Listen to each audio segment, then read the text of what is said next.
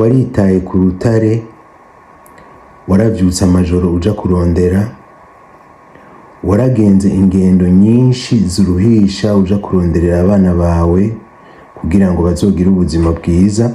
Hariho mbere n'igihe wafukamye usaba Imana kugira ngo ishobore kugirira neza urwo ruvyaro rwawe. Wararaye ubusa kenshi kugira ngo abana bawe bafungure, wariyimye kugira abo baronke.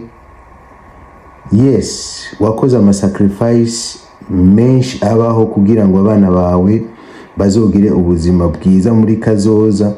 Ariko ku bwanje ivyo byose nawe wabikoze, hariho ikintu gikomeye cane ushobora kuba waribagiye.